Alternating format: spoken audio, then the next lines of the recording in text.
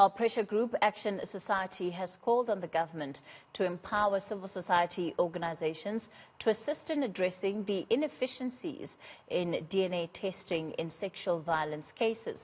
The group says that the National Forensic Science Laboratories have ground to a halt, and there are about 125,000 cases, of which 92% are sexual assault kits that have not yet been processed.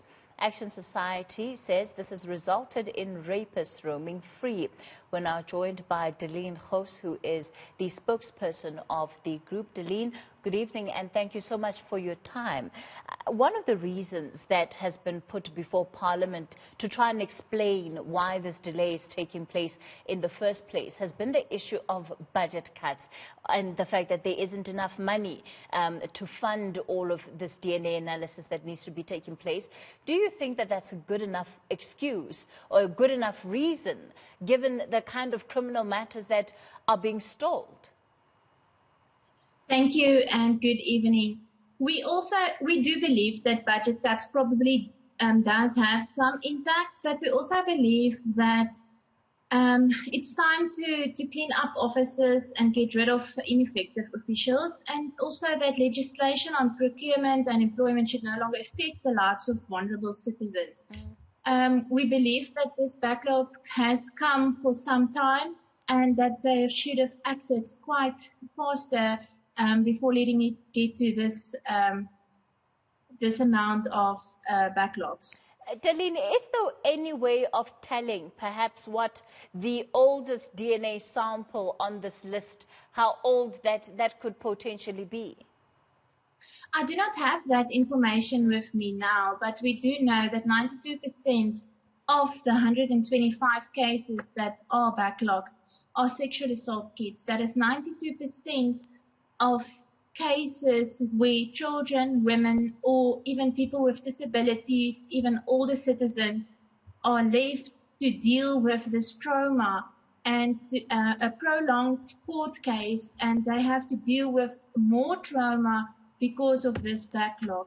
DNA is significant in these cases, and it's even more significant than the normal other measures that can be used. So we do believe that it is very important. Of course, yeah. Deline, of course, DNA evidence also plays an incredibly crucial role, where you have minors that are involved and who might also be, pursuing cases of sexual assault, where they sometimes are not able to clearly articulate what has happened, but that DNA evidence helps to secure the case.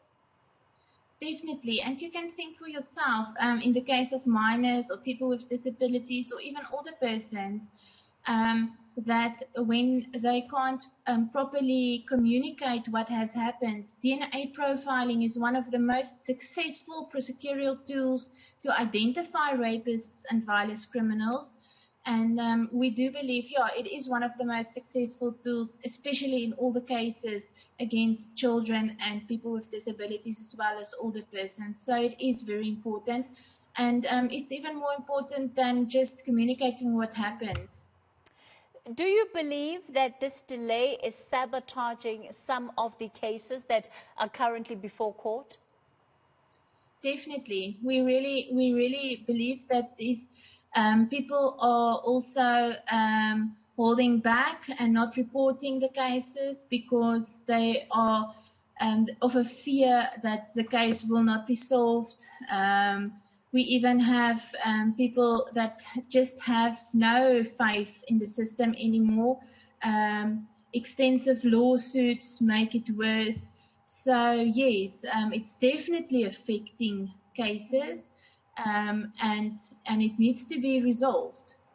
Outside of advocating in the way that you are right now for this problem to be resolved, what else, or are there other ways that you believe that a civil society can also help with solving this problem? Yes. Action Society suggests that government assist communities to run self-management testing labs and use private detectives in order to fast-track findings and verify DNA information. We also want to emphasize the importance of sexual offences courts. This is courts where these cases around sexual offences will be dealt with,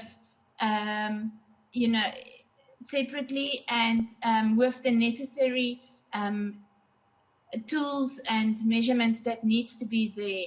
Currently, these cases are prolonged in our normal courts, and we do believe that sexual offences courts can make a huge difference, as well as these self-management testing labs where government can take hands with private organizations that have the necessary private laboratories, private organizations like ourselves that have the necessary tools and knowledge and people with enough knowledge in DNA testing to make this backlog smaller.